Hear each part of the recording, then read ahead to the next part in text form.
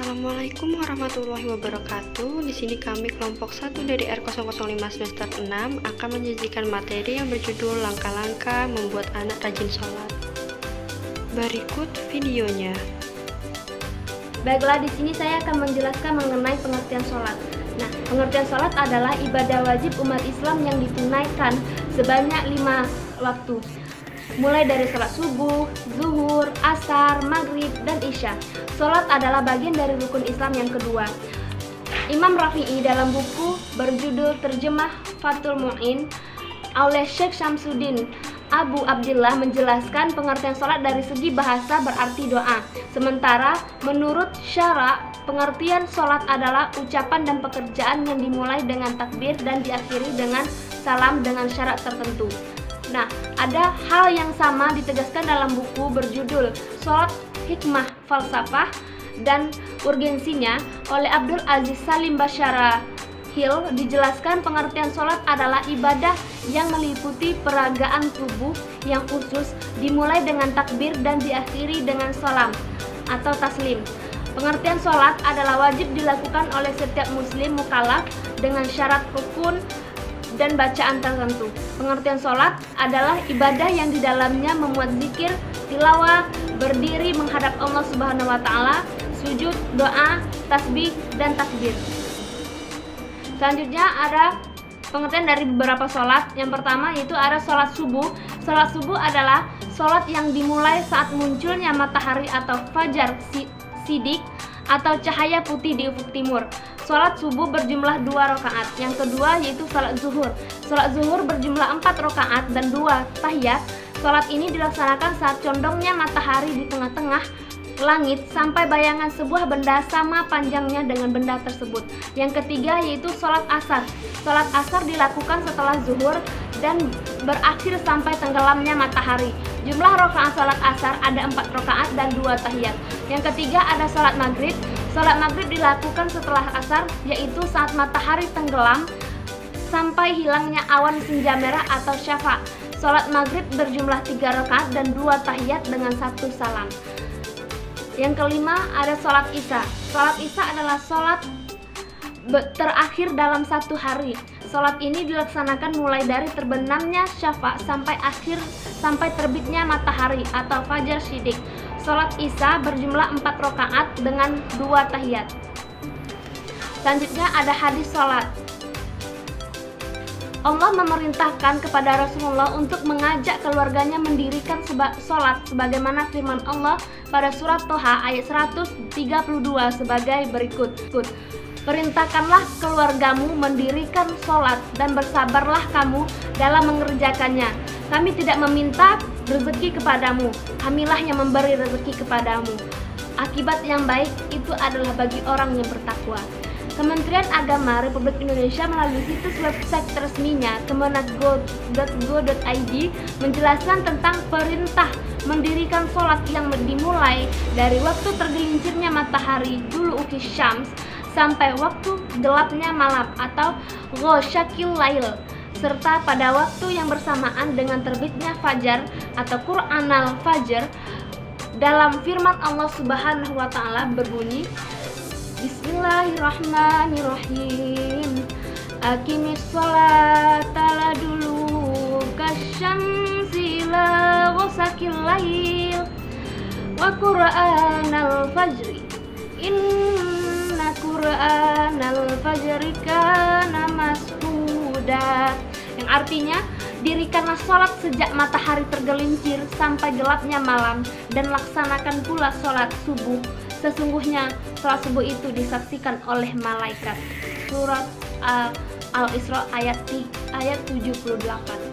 Nah, selanjutnya ada tujuan sholat.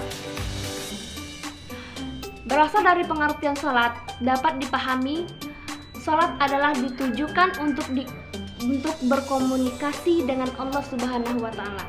Dalam buku berjudul Fikih Ibadah oleh Abdul Aziz Muhammad Azam dan Abdul Wahab Syed Hawas, tujuan sholat adalah menghubungkan seorang hamba kepada penciptanya, dan sholat adalah wujud manifestasi penghambaan dan kebutuhan diri kepada Allah Subhanahu wa Ta'ala.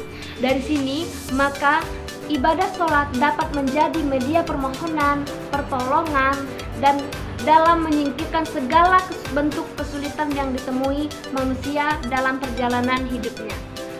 Nah, selanjutnya akan dijelaskan oleh teman saya, Dian Arum.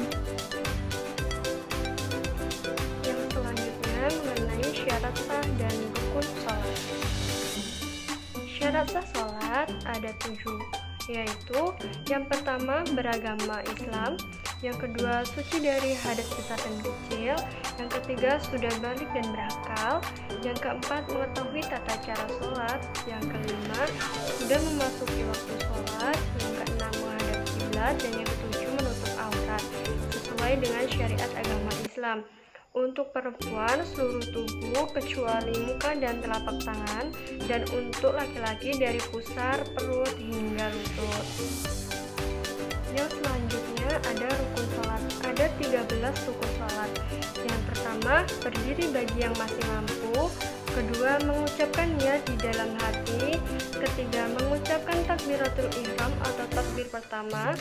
Yang keempat, membaca surat Al-Fatihah dari setiap rakaat. Yang kelima, rukuk dan tumakninah. Yang keenam, membaca iktidal setelah rukuk dan tumakninah. Yang ketujuh, menjalani sujud 2 kali. Yang kedelapan, duduk di antara 2 sujud. Yang kesembilan, duduk tasyahud akhir. Yang ke-10, membaca doa tasyahud akhir. Yang ke-11, membaca salawat Nabi Shallallahu Alaihi Wasallam saat tasyahud akhir. Yang ke-12, salam pertama. Yang ke-13, harus tertib melakukan rukun sholat secara berurutan. Adapun langkah-langkah membuat anak rajin sholat. Ada beberapa cara agar anak rajin sholat. Yang pertama, mengajarkan ibadah sejak dini. Rasulullah Shallallahu Alaihi Wasallam pernah bersabda, ajari anak-anakmu untuk berdoa ketika mereka berusia 7 tahun dan pukul mereka dengan ringan jika mereka tidak berdoa ketika mereka berusia 10 tahun, dan pisahkan mereka di tempat tidur mereka. Hadis riwayat Abu Dawud dan Ahmad. Yang kedua, memberi pemahaman yang benar. Masa kanak-kanak adalah masa di mana mereka akan lebih kritis dengan keadaan sekitarnya. Maka, ayah dan bunda perlu membantu anak-anak untuk memahami pentingnya menjalankan ibadah. Yang ketiga, mengajarkan dengan teladan. Hal ini sudah diketahui oleh banyak orang tua. Bahkan anak adalah seorang peniru yang andal. Mereka akan menirukan semua yang mereka lihat. Maka, jangan hanya memerintahkan anak untuk beribadah, ajarkan anak dengan teladan, memberikan contoh kepada mereka. Yang keempat, meluangkan waktu untuk beribadah bersama. Tak hanya untuk memberikan teladan, ayah dan bunda bisa melakukan tips agar anak rajin ibadah saat ini, yaitu meluangkan waktu melakukan ibadah bersama. Misalkan melakukan sholat berjamaah di rumah setidaknya 1 kali sehari. Yang kelima, memberi hukuman yang mendidik. Berikan hukuman yang dapat menimbulkan efek jerah dan bertujuan mendidik anak. Contohnya, jika sholat subuhnya kesiangan, uang jajannya dipotong. Atau ketika anak lupa sholat dan mengaji karena terlalu asik bermain games di gadgetnya, orang tua bisa menyita gadget anak untuk sementara waktu. Terima kasih sebelumnya materi langkah-langkah membuat anak rajin sholat ini.